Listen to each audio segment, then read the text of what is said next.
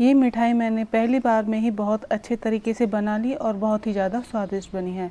तो यही रेसिपी मैं आपके साथ शेयर कर रही हूँ। बहुत ही आसान रेसिपी है, आप इजीली इसे बना सकते हैं। तो hey everyone, welcome back to my rich meal channel. तो और इसे बनाना शुरू करते हैं।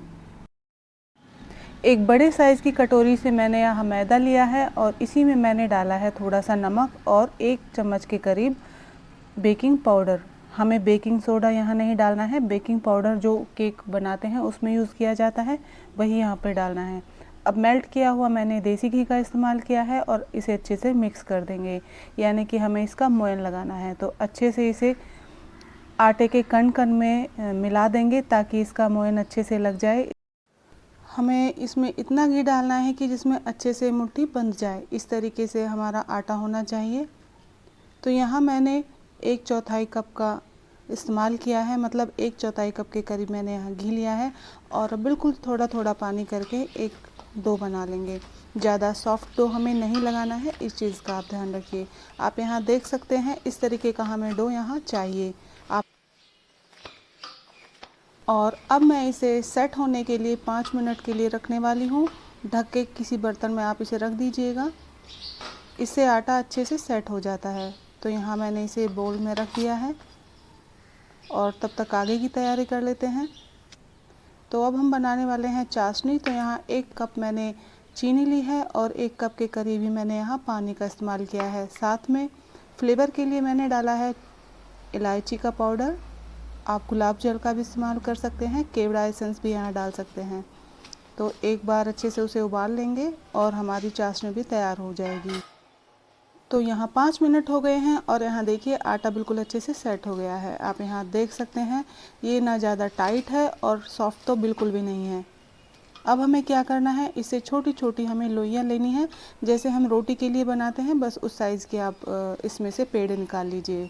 तो सारी लोइयाँ आप बना कर रख लीजिए किसी बोल में और उन्हें फिर से ढक दीजिएगा। अच्छा, ये मिठाई बनाने में बेहद आसान है, थोड़ा टाइम ज़रूर जाता है। किसी भी चीज़ में अगर हम कोई काम करते हैं तो उसमें ऑब्वियसली टाइम तो लगता ही है, लेकिन सच में बहुत ही ज़्यादा डिलीशियस थी। काफ़ी दिनों से मैं इसे बनाने की सोच रही थी और आज टाइम मिला है तो आज इसे मैंने बना लिया। अब हम एक लोई लेंगे और इसे बेलना शुरू करेंगे। तो बेलना कैसे है वो आपको मैं बता दूं। सबसे पहले तो ध्यान रखिएगा, रोटी बिल्कुल एकसार पतली होनी चाहिए। जितनी आपकी रोटी थिन होगी उतने अच्छे आप बकलावा बना के तैयार कर पाएंगे। आप यहाँ देखिएगा, जैसे जैसे मैं इसे बेलूँगी आपको नीचे वाली जो शीट है वो भी नज़र आने लगेगी। तो इतनी पतली आपकी रोटी होनी चाहिए। रोटी थोड़ी बहुत टेढ़ी मेढ़ी हो जाती है, मतलब प्रॉपर तरीके से गोल नहीं है तो भी चलेगी, कोई दिक्कत वाली बात नहीं है। बस आपको ध्यान ये रखना है कि जितना हो सके आप इसे पतला बेलिएगा। आधा कप बादाम मैंने इस तरीके से कूट लिया है। आप इसकी जगह कोई भी ड्राई नट्स इस्तेमाल कर सकते हैं। अब रोटी को हमें 4 पार्ट्स में डिवाइड करना है और एक साइड में हम लगाएंगे आलमंड की जो हमने बारीक बारीक काटा हुआ है उसे, और एक साइड में हम ऑयल या घी स्प्रेड कर देंगे। तो बादाम की मैंने पतली सी लेयर लगाई है और उसके बाद एक साइड में मैंने ऑयल अप्लाई किया है।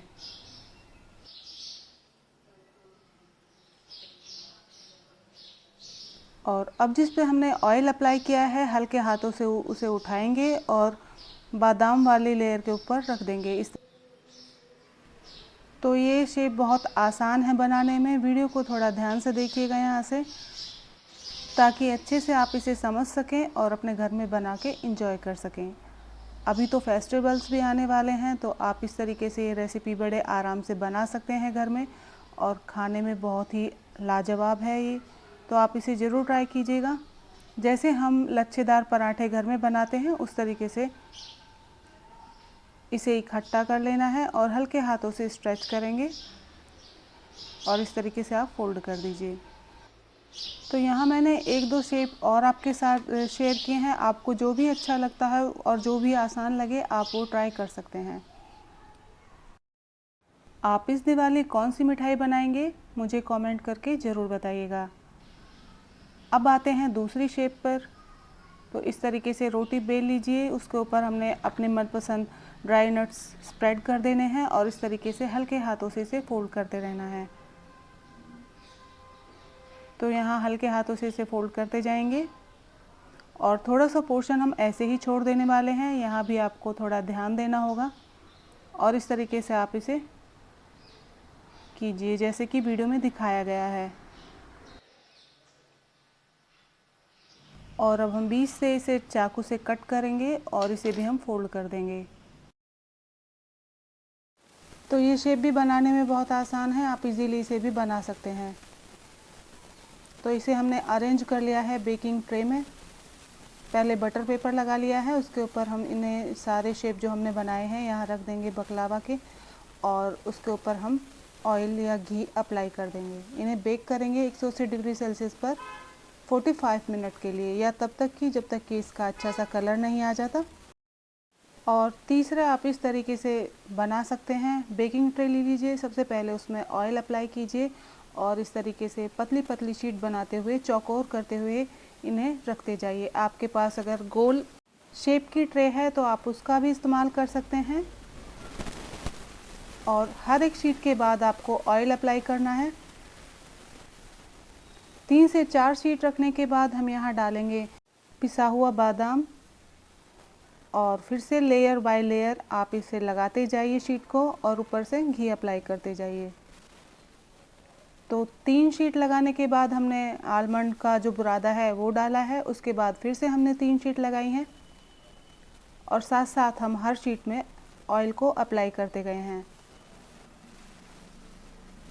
और उसके बाद वही हमें बेकिंग वाला प्रोसेस करना है। बेकिंग करना है 180 डिग्री पर 45 मिनट के लिए। तो आप बीच में चेक भी कर सकते हैं, अगर आपको लगता है कि आपके जो बकलावा का कलर पहले से अच्छा हो गया है तो आप उस स्टेज पर हटा सकते हैं। तो हमने सारी शीट रख दी हैं और इस तरीके से आप इसे कट कर लीजिए। चाकू से हल्के हाथों से कट करने के बाद हम इसे बेक करने के लिए डाल देते हैं। और अब ये देखिए कितना अच्छा इसमें कलर आया है और ये बहुत ही गर्म है। और साथ में अब डाल दीजिए इसमें चाशनी। चाशनी मैंने एक तार की नहीं बनाई है, जैसे शुगर सिरप होता है उस तरीके का है ये। और इसे अच्छे से हम चाशनी को यहाँ डाल देते हैं ताकि ये जो बकलावा हमने बनाया है इसके अंदर अच्छे से चाशनी चली जाए और खाने में बहुत ज़्यादा टेस्टी लगे। आई होप कि आपको ये रेसिपी बहुत अच्छी लगी होगी और आप इसे ट्राई ज़रूर कीजिएगा।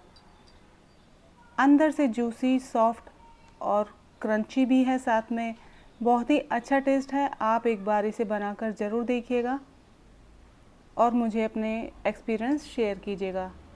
तो फिर मुलाकात होती है नई वीडियो में नई रेसिपी के साथ। तब तक के लिए बाय बाय।